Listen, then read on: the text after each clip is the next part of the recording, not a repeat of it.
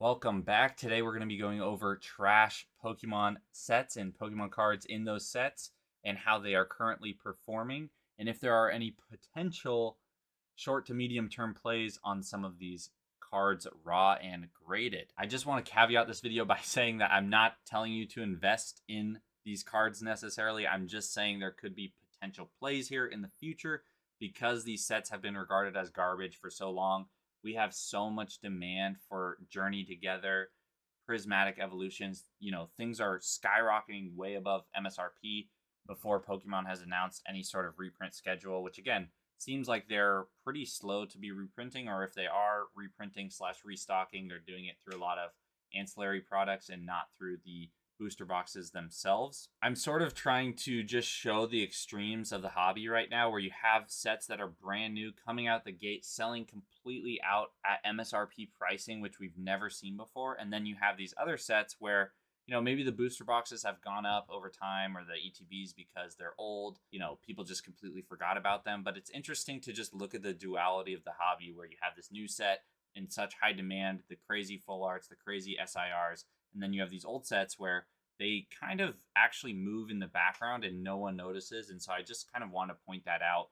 I'm not necessarily saying you need to buy any of this stuff, guys. I'm just wanting to show you an interesting aspect to the market that I even myself rarely pay attention to. That's really the purpose of this video. It's more of an educational thing than it is actually investment advice. So the only sets we're going to cover today, similar to my last videos, are from Sword and Shield and Scarlet and Violet. And we're going to start off with Sword and Shield base. So as everyone knows, Sword and Shield base, the booster box is pretty expensive just because there's not that much of it out there. But we're going to look at a couple of the top chase cards to see how they are doing. The Snorlax VMAX Secret is actually the most expensive card in the set, which is a little bit interesting for a few reasons. Most rainbow rares in Sword and Shield are cheaper than their full art counterparts. Snorlax is one of the few where that is an exception. We look at over the last 3 months, it's actually up about 5 or 6%. It's currently sitting around $45 raw. The last month is up 13%. If we look at PSA 10s of the Snorlax, it's actually sitting between, I would say, $85 to $100. So you're looking at potentially a little bit under a 2x return or 100% gain if you can grade this in a 10. And it's actually relatively easy to grade it in a 10. You can see here on PSA's pop report, out of 3,000 graded, there are 2,410. So that's actually like a 70% PSA 10 rate. Now, I'm not telling you to invest in these Rainbow Snorlax cards. I'm just saying there are some interesting differences between the raw and PSA 10 prices in some of these early Sword and Shield sets that people regarded as trash, overprinted, overgraded, etc., etc. We're going to be covering all those. So similar to the Rainbow Rare, there is, like I said, a full art version of this Snorlax. It is currently going for $20.53 raw. What's interesting is it is up 63% in the last 3 months, up 17% in the last month. So 3 months ago, you could have gotten this card for $12 to $13. Now it's sitting at $20. And the PSA 10, oddly enough, is right around the same price as the Rainbow. So it's like $85 to $100-ish. When we look at the PSA 10 rate, it's also about 70%, so very similar to the last Snorlax we looked at. Again, I think it's a little bit interesting that the Rainbow Rare, maybe it's because it's harder to pull, is $20 more expensive than the full art Snorlax, but the Snorlax PSA 10s are pretty much virtually the same price. So that's something interesting. Not saying, there's any play there. I'm just pointing that out to say that there might be discrepancies due to something like pull rate and also just the popularity of full art versus Rainbow. Now, the next popular chase card in Sword and Shield base is Marnie. She is sitting at $31 raw, and PSA 10 is actually pulling around $80 to $90 as well. So you can actually, I guess without the grading fee, it's about a 3x return, but with the grading fee, it is a 2x-ish return if you can grade a 10. And for whatever reason, this full art is actually a bit harder to grade with about a 50% PSA 10 rate. And just to show you guys what I mean, this with the Marnie, we actually have the opposite true. which is that the Rainbow Rare sitting at $15 raw, so about half as expensive as the full art. It is 2/3 the price. It's about $60 in a PSA 10 and about the same grading percentage, close to 50% there. So it's just interesting to see. I think I've noticed with the trainers overall, the full arts tend to do a lot better than the rainbows for trainers, but I guess with some Pokemon, the rainbow could be more expensive than the full art. But yeah, that's Sword and Shield base. Pretty mid overall, obviously, but I just wanted to show you guys how some of the top chases are doing. So next is Rebel Clash. This set is sitting at $231 per booster box. It has very, very minimal depth to the set. What I want to look at is actually the boss's orders, because we have the Rocket set coming up next year. And the boss's orders is very, very interesting. It's sitting at $52 raw near mint condition for the full art version. The rainbow, which, I mean, if I just flip back and forth between these, yeah, obviously you'd want the full art over the rainbow. The rainbow looks very, very average and underwhelming compared to the full art. It's sitting at about half the price at $25. What I do want to show you is that super interesting with the boss's orders. There are a lot of, I mean, it started to go up recently. You see an $80 sale, $70 sale, but for a while the card was still sitting at $50, you could get a PSA 10 of this boss's orders for $50 to $60. So it's pretty much cheaper. You would pretty much be losing money. If you graded a PSA 10 with this after shipping and fees, you would be losing money. Now, the reason I bring that up is just because, is there some potential arbitrage with buying PSA 10 copies if they're as expensive as the raw? It's possible. It could also mean that the raw is overvalued. I'm not telling you to invest in this. Again, I am just sort of pointing out market data that you could literally search yourself and see. But I don't think it's any coincidence that over the last 3 months, this card has gone up 30%, and in the last month alone has gone up 26%. So you could buy it for $40 a month ago in December, and now you're paying $52, $53. So this is one I would be keeping my eyes on. Again, not telling you to buy it right now. I'm just saying watch this card potentially when we get closer to the Team Rocket set. Just to show you guys how low of a pop the boss's orders actually is, there's 25,000 cards graded in Rebel Clash, 618 PSA 10s out of 1,096 graded, so about a 60% PSA 10 rate, but there's just not that many graded right now. I think that's just an interesting metric to look at. Pop report is definitely not everything. We can see that clearly doesn't mean much with cards like the Moonbryon and other alt arts that have tens of thousands in their pop report, and the demand is just so high. But I do like to just take a look at some of these cards and just see where they're at and how popular they were at the time, because I'm sure not that many are getting graded today. All right, so the next set is definitely one that was super hyped back in the day when it came out in Sword and Shield, but dropped off quite quickly with not only the amount of reprints, but just that over time people realized this set was not deep at all. It just had a Charizard and was released during absolute peak hype. With that being said, Charizard is still one of the most popular Pokemon of all time, and this Charizard VMAX is no different. So in the last 3 months, this card has gone up 35%. It is currently sitting around $30. What's interesting is in the last month it's dropped. So it dropped a few dollars in the last month. There's really not much daily sales. In a PSA 10, it's actually going between $85 and $90. So again, if you grade this in a 10, you're getting about a 2x return. Not bad for a Charizard, and especially not bad at its current price point. Now, is this artwork going to do well long term? Probably not as well as a lot of other Charizards out there for a few reasons. One of the most recycled artworks. You have a Charizard VMAX Shiny from Champion's Path. You have a VMAX Shiny from Shining Fates. And then you have this VMAX from Darkness Ablaze. Again, not saying you need to be buying this card right now. I just wanted to point out that some of these cards are in fact getting graded and probably flipped on the open market. The next one is Vivid Voltage. So this set, similar to Darkness Ablaze and Champion's Path, was in the peak pandemic era of Pokemon, so it was a very, very popular set back then. I think the boxes were over $200, and the Pikachu VMAX was maybe $300, $400 raw, I think, at the time. I know the PSA 10s were like $1,000 or $1,500. It was crazy. But obviously, since then, this set has very harshly dropped off, probably because of the overprinting and then the supply shock hitting the market and then demand falling off sort of pretty drastically, as well as now when a lot of people look back on it, it's not that deep of a set. Still, with that being said, the Pikachu VMAX in the last 3 months is up 22%, and in the last month, down So probably about the same in the last 3 months. And it climbed from around $105 up to $130 now. And when we look at the PSA 10s for the Pikachu, it's kind of all over the place, but it seems to be between $250 to $300. And this one actually didn't have as many graded as I expected, to be honest. I mean, it's still a lot. So 13,900, so about 14,000 total graded, but 8,700 PSA 10s. So that's around a 60% PSA 10 rate. All right, our next set is probably one of the least liked or most hated Pokemon sets in the recent years, which is Pokemon Go. So this one is super interesting. I wouldn't pay attention to the ETBs or anything really. These top two singles, these Mewtwo's, are really what I want to draw your attention to.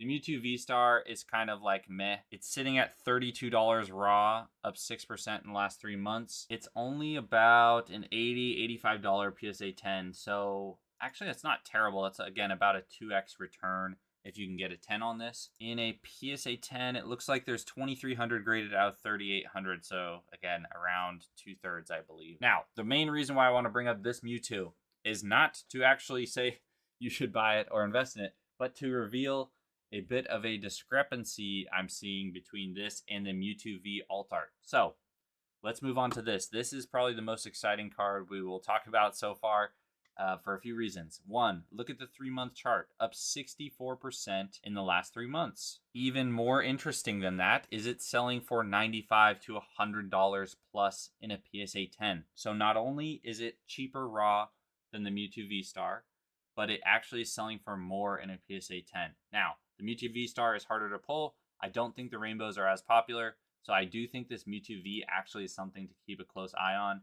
It's not the most popular alt art, obviously, one of the least popular, most hated sets, like I said, but Mewtwo is a fan favorite Pokemon. It obviously seems to be climbing because it's up from $17 3 months ago to $30 now, and the PSA 10 is more expensive by about $10 to $20 than its more rare, more expensive raw V-Star counterpart. It has 4,600 PSA 10s out of 8,600 graded, which is about a 53% PSA 10 pop report. So I think this card actually has a decent amount going for it as far as, it's probably been overlooked or underpriced for a long time. And so now it may actually be seeing some moves, but I wouldn't be saying to dump all your hard-earned money into this card.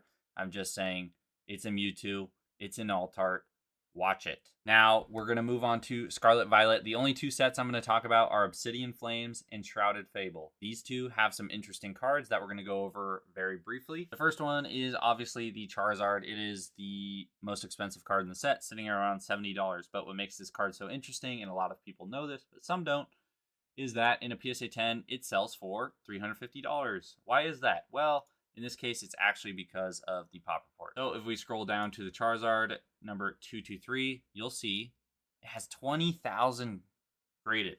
20,000 total submitted to PSA. Only 5,600 have graded a 10. So it's actually akin to a lot of the IR PSA 10 rates. That comes out to about 28% PSA 10. So like 1 in 4 copies that get sent actually is getting a PSA 10, and that's if they're in good condition. I've had a handful of these Charizards, probably 5 or 6 of them, and none of them I have thought have ever been gradable to get a 10. So this is a very difficult card to grade. The price is reflective of that. Next interesting card in this so-called trash set is the Cleffa, which is an IR. The next couple cards we're going to go over are IRs, which I know everyone's starting to realize. A lot of these illustration rares that are really hard to grade are absolutely spiking in raw price because people are trying to make these grading plays. Look at this Cleffa, 137% in the last 3 months. You could buy this for $8 back in October.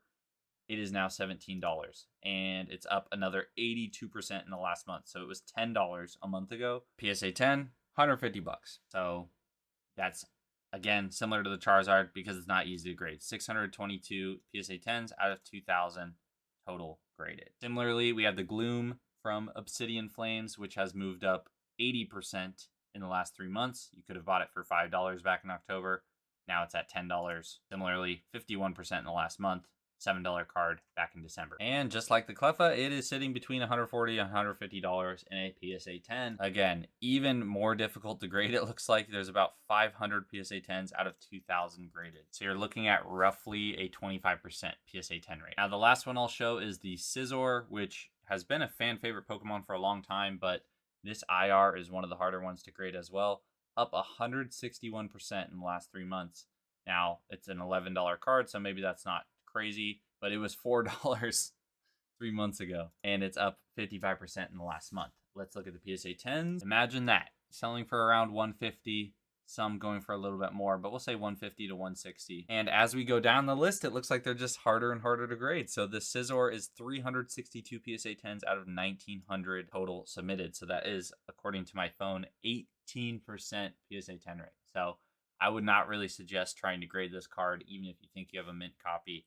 It's probably going to be a 9 or worse. And the last set I'm going to talk about is Shrouded Fable, which has been absolutely bashed forever and ever, pretty much since its release. Now, I highlighted the Mewtwo V from Pokemon Go in Sword and Shield. I would highlight Shrouded Fable and a handful of its IRs as ones you really, really want to keep your eye on in Scarlet Violet era. The number one card in this video I would probably recommend keeping your eyes on is this Persian from Shrouded Fable. It's sitting at $28.99 or $29, up 31% in the last 3 months. Let's look at the PSA 10s. PSA 10 Persian sitting around $150 as well.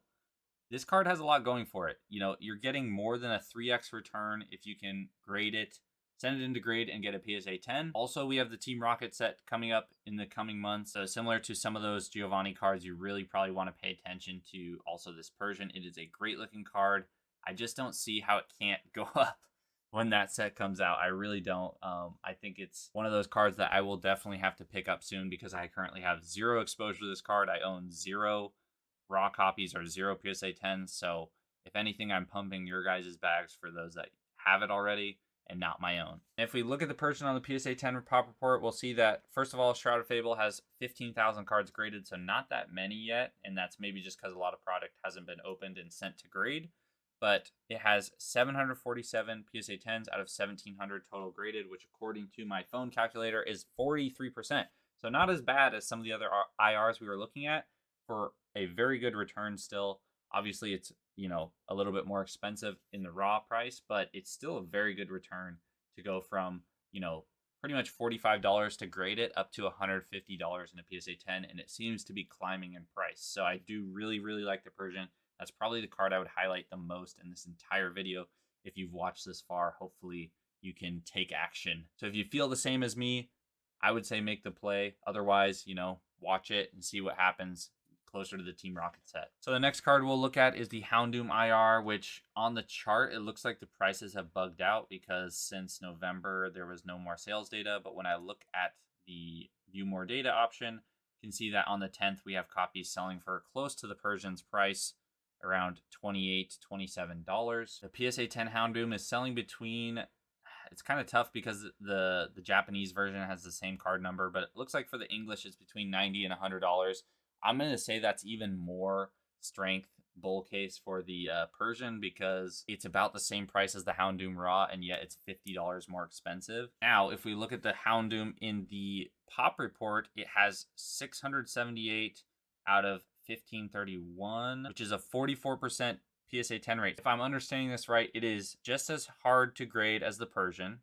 Same exact raw price, yet it's $50 cheaper. Yeah, very interesting to look at the Houndoom and Persian comparison. Now, the last 3 I'll touch on are the Duskull, Dusclops, and Dusknoir Evolution line. These cards are gorgeous.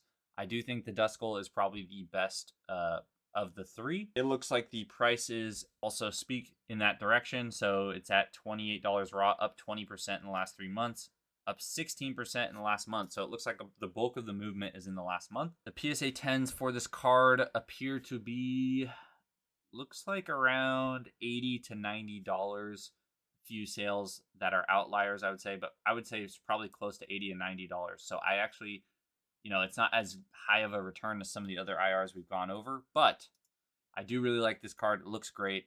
It's still a pretty decent return, and it's sitting at about a 43% PSA 10 rate, so it's about the exact same as the Houndoom and the Persian thus far. Moving on to the Dusclops, it's sitting at $18 raw with 15% upward price movement in the last 3 months, about 10% of that in the last month. I will just caveat this by saying typically and historically we've noticed that the middle evolutions of pretty much all evolution lines are not as popular as the first and the third evolution. So if you look at Gen 1 starters, you have Charmander, Squirtle, Bulbasaur.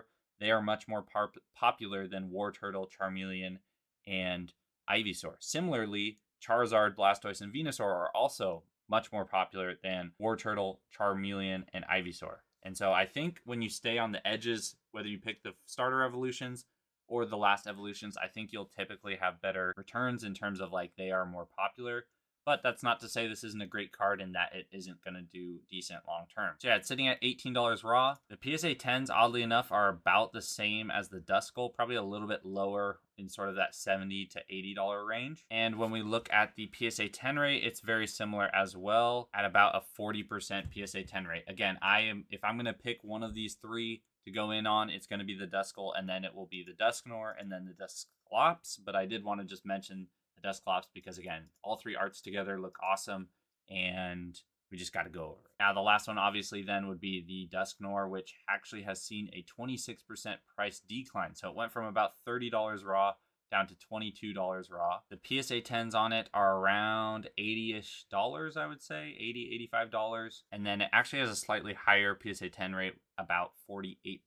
So again, I would reiterate, I like the Persian first, then the Duskull probably, and Houndoom, and then the Dusknoir and Dusclops. But I really think the Persian is the breadwinner for this set. It's the one I'd be keeping my eye on the most. And yeah, that's kind of all I wanted to cover in this video, guys. You know, take what I'm saying with a grain of salt. I'm not telling you to invest in all these trash sets because a lot of them are still pretty trash if we're talking about their overall set performance through time. But all the booster boxes are more expensive than they were back when they released. And some of these cards are seeing some price moves in both raw and PSA 10 prices. So I just wanted to make this as more of a fun video to look at things while the rest of the market is so chaotic, hard to keep up with. Every day the prices are shifting. I just wanted to show you guys that, you know, sometimes it's worthwhile to look at the other sets that aren't getting as much love for potential opportunities. So let me know what you think in the comments down below. Is there any of these sets that you would be looking at, or singles? I know there's going to be some hate in the comments saying this guy doesn't know what he's talking about, giving trash investment advice, but that's kind of the point of the video. So yeah, if you enjoyed, make sure to subscribe, leave a like on the video, comment down below, and I'll catch you all in a new one soon. Peace.